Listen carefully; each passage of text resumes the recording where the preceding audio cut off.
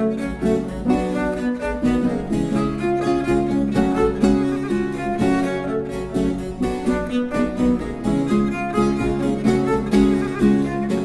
I'm Satoko. I'm Jenny and we're from Cerullo. Welcome to episode 6 of Behind the Scenes of Burying the Dead. Today we are joined by the lighting designer Natalie Rowland to chat about the show. Hello Natalie! Hi Nice Natalie! to see you! Nice to see you. Thank you for joining us today.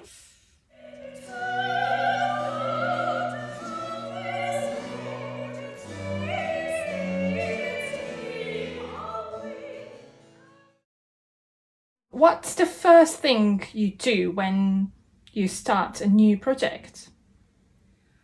I find out what people want from the project. What do they want it to look like? What is their vision?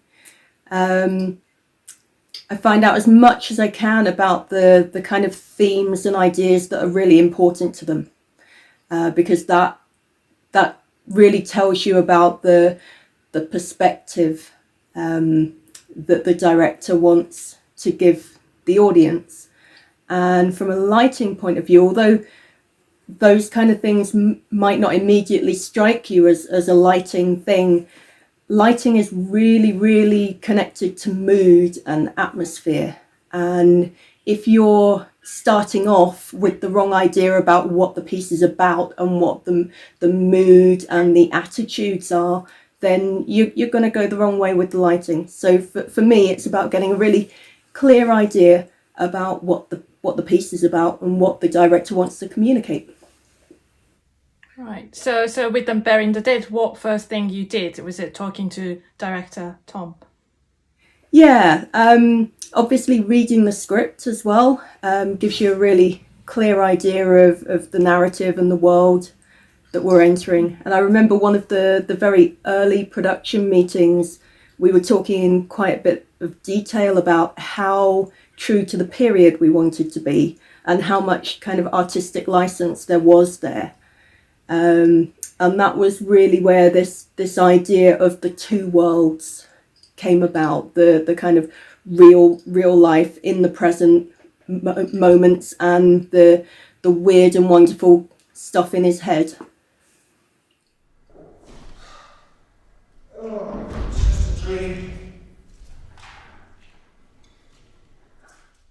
So you were saying that you wanted to make it really clear when we were in Purcell's mind and when we were in reality in the show. How did you do that?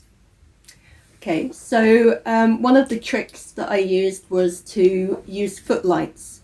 So do you remember the kind of oyster shell things that we had along the front of the stage? This was we made the footlights out of a cast that we made from jelly moulds, believe it or not. A little bit of trivia there for you. Whoa! But the footlights were there to give this idea that we're in the theatre of his mind, that we're in this slightly different world. So every time we went into Purcell's mind, I used the footlights to give that kind of theatricality. And it also makes the face look somewhat more unnatural somehow, a little bit more Ah. false. I can show you with a torch if that's helpful for people. So if I light from underneath my face, you can see how it really exaggerates certain features of my face and looks very, very different and a lot less natural than without it. So it was using footlights and just really noticeable changes in the lighting to give this idea that we've moved into a different space, a different world.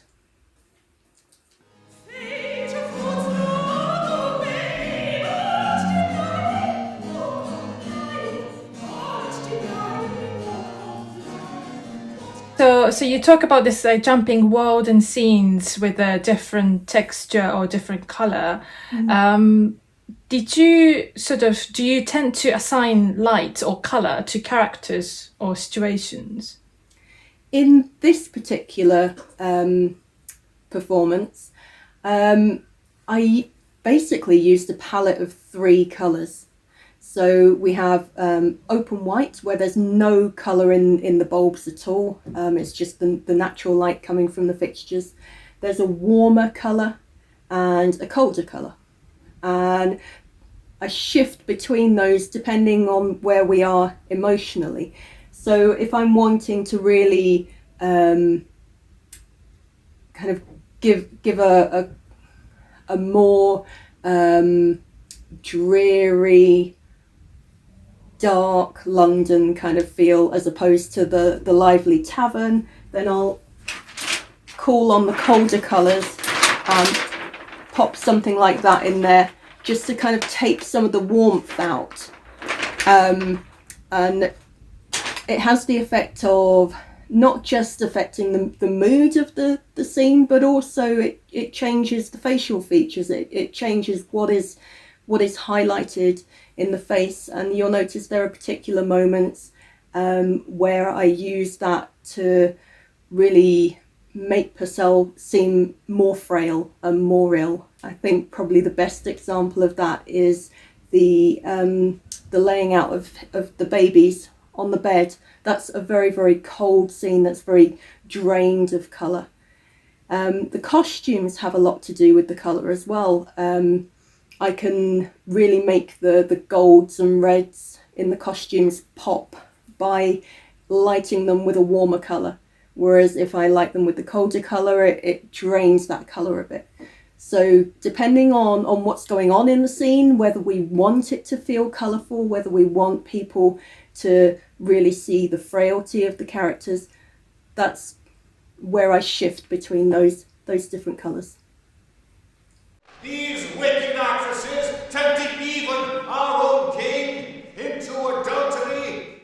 So following on what you were saying about costumes, how much of what you do is costume dependent, and how flexible do you have to be with your vision at the beginning to then change things as various things come up? Yeah, absolutely. You've got to be flexible. At the end of the day, I'm part of a team, and if you are not working with that team, if you're just trying to slap your ideas on top of everybody else's, it's not going to work. So you have to be collaborative as a lighting designer, because what people do with costume and what people do with set really, really affects what you do. And your own actions also affect how their designs are seen. So it's really important to be on board with the rest of the creative team very early on and understand the kind of materials that we're working with. The costume designer for your production was fantastic. She was so clear from the very beginning about what her ideas were, and the kind of colour palette she was working on, the textures and the fabrics. So that was really, really useful and really, really helpful. It meant that there were no surprises further down the line, which I always like to avoid. What was the hardest thing about having to deal with a show that was in completely different venues every time? And you, I don't know if we've mentioned this, but you had all the staging, you set all of that up as well. We weren't going into pre-sorted venues, as it were. So yeah, how did you find that? Yeah, it's quite challenging on many levels. I think our biggest concern was always the staging. Purely because it was so particular to your production. You had the raked stage, so you had that slope built in, and the amount of space that you needed, the entrances and exits. And I think working particularly in the churches, those entrances and exits could be quite challenging for us in terms of working out how we would fit everything in. But once we got the stage in and we knew where that was, then we could think about, okay, how do we handle this lighting wise? Most of the time there was a solution, but not every time. Sometimes I did have to make some compromises, and those are the difficult times. Those are the ones where you sit there and you look at it and you go, I wish that tripod had been 3 feet further back. And there's nothing you can do about it because there's an organ there, or there's a pillar or something, or there's an inconsiderate audience sitting right where you want to put the lights. So yeah, those were the challenges, but we always looked at the staging side first. And how long did it take to set up and to pull it down? We got it down quite quick. I think it ended up being about a 4-hour get-in, and then we would strike it in an hour to an hour and a half. Very impressive. It depended, again, it depended on the venue. If we had to take the stage up flights of stairs, if we could park nearby or not, those kind of things. But yeah, we got quicker. Well, we were always amazed. You like arrive at a venue and it would all be ready, and then you were always working so hard when we'd got changed at the end of the show, and we'd come out and be like, you'd just be all systems go. Yeah, it's got to happen quickly, especially in those kind of church venues when you've got wardens who want to lock up. It's always a bit different when you're in a theatre, because theatres understand that it takes time to get stuff together and to take stuff down, and they're used to working in that way. Whereas perhaps your church warden is only used to having someone show up, play the organ, and then leave. And we're a little bit more complicated than that. Yeah, just a bit.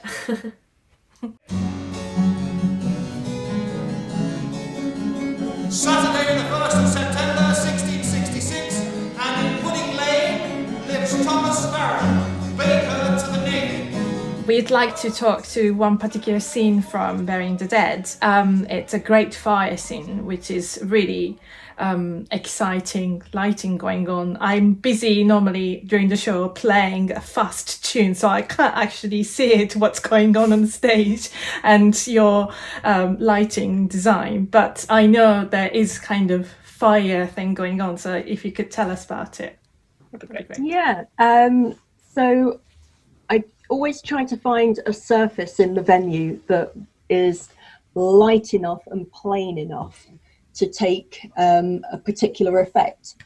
So we have a machine that has a glass wheel turning inside of it, and that creates a kind of a flickering fire effect. It's actually designed to create a water effect, but we put an orange filter in front of it so it looks more like flame. But obviously, depending on the colour of the wall and whether there's lots of other things on it, like stained glass windows or tapestries or whatever, it doesn't always, it's not always very, very noticeable. So it's always the big challenge to work out where the best place to put it is in each venue. And sometimes that's the back wall behind the stage, and that's kind of the ideal, because it frames the performers as it's going on behind them.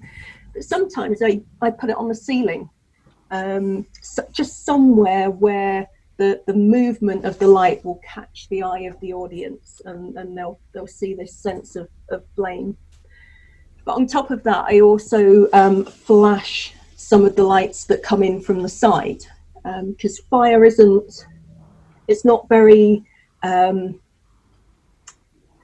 it doesn't have a continuous flow to it. There are kind of snaps and crackles and sparkles, and you guys were really working with that idea with your percussive elements, with the paper and clicking of the fingers. And so I kind of joined in with that idea with the lighting. So there are random flashes and flickers that come in from the side, as well as the flame effect on the wall. Cool. And the I just realized, looking at the footage, I don't normally see while I'm playing, but when Purcell says boom, it suddenly changes to red. Waiting books on paper below. Boom! And then Jane appears, and it's kind of brew. but also as well as those color changes, I realized somehow that the orange flickering thing is really kind of have a height, and then red is kind of from top, I guess, and blue is really low. Like, do you do kind of like a height change, or do you consider that as a part of design as well as colors? It's interesting that you say that, because they're actually all coming from the same direction. Really? Yeah. Ah. What It's just my impression then. what I think the difference is the difference in texture of the colours. Red is a very, very flattening kind of colour. It's very difficult in lighting to get a very intense, very vibrant red, because red is actually one of the colours that your eye is less good at seeing. So it kind of, it's duller. It has a kind of it's almost like a fog, I think is how I would describe it, a fog of red, whereas orange kind of captures the eye a little bit more, and it bounces about on surfaces more. And certainly in some of the venues that we've been to, like LSO St Luke's, where they have a lot of woodwork in the space, the wood reflects the orange and the paler colours a lot better than it does red. Oh, interesting. I see. So that's why I thought red was really flat. Like my harpsichord was lit red really suddenly. But then the kind of beaming blue onto Jenni's face, or that cape was really like kind of, how to say, like I don't know the words, like beaming. I don't know. Yeah, Maybe, I yeah. don't know how to say, like a sharp blue. Somehow. Yeah, and I very, very deliberately chose that colour for Jane, because it has exactly as you're doing with your hand. That's exactly what I do. It slices. It's like a knife. Yeah. And that's down to the way that colour responds, and the contrast of that colour with the one that came previously. And because the theme colour that I have for Jane is so different to everything else in the show, it really has that effect of going bang. We're looking at something very different. And it's amazing you saying that. One of the things that always struck me in those bang moments, or in the real sudden shifts of light, was actually the silence as well, because it often coincided with like the boom. When Purcell says boom, it's then suddenly quiet and the music stops, and similarly with Jane. And it's interesting how that all works together. Yeah, I think everything has to work together for it to be as effective as it can possibly be. I think if we're all speaking different languages, it's not going to work. So to try to get it together, how much do you actually need to follow the script, or do you now remember all our songs? I got to know the script really, really well. And it was really helpful actually that you guys were really consistent and you didn't ad-lib and improvise a lot. That's very, very good, thank you. It meant that I could keep tabs on where I was.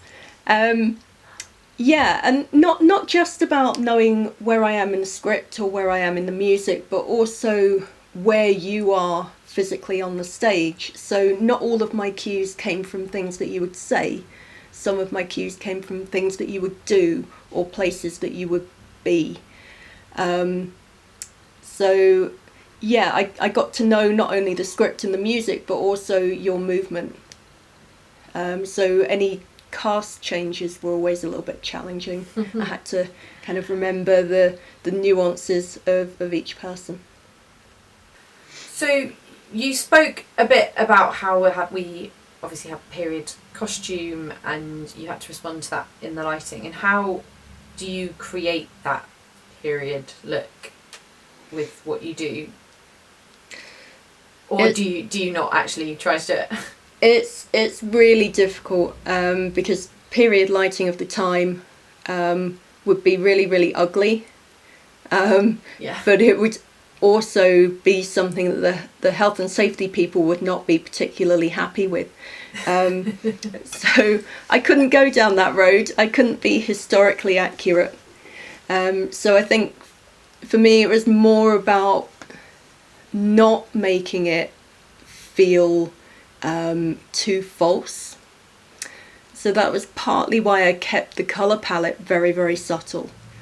So it was more about kind of natural shifts of colour temperature rather than, oh look, we're in a jazzy green scene now.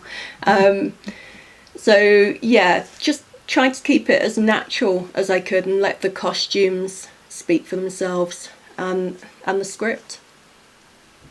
So you talk about health and safety. So what was actually like the stage lighting in Purcell's time? Okay, so you would have been looking at naked flame. It would have been stinky candles, possibly oil lamps, both of which would produce a lot of smoke, a lot of smell, and it made theatres a rather unpleasant place, to be honest. We didn't get electric light until much later, the late 1800s into the 1900s. There were some experiments with something called limelight. You've probably heard of The word, but not what it is, limelight. being in the limelight, being in the lime. It was a process of creating light through chemical lime and gas, and it created a very, very bright, very white light. It was excellent, very, very exciting, also very explosive, and not very safe at all. Glad you didn't use that. Yeah. So final question, did you have a favourite scene in the show? I did really enjoy the final scene,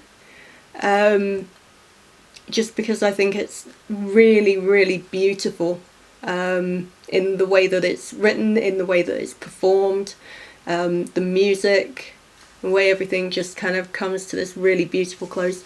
What other scenes do I enjoy? I really like the comedy scenes, actually. I enjoy the fight. Yeah. That always gives me some entertainment. And I enjoy Mr. Hellfire. He always tickles me.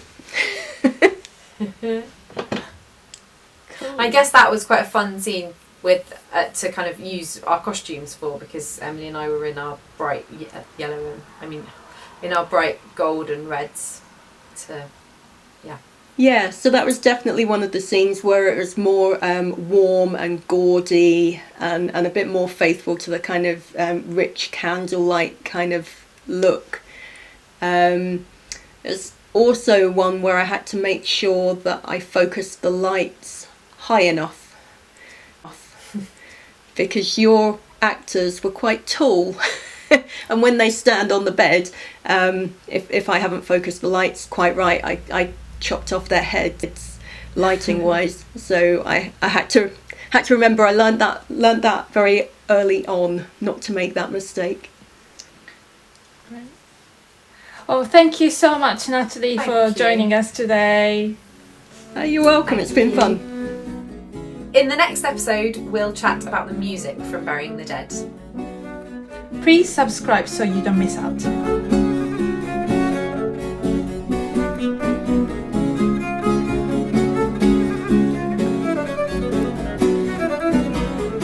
Thanks for watching!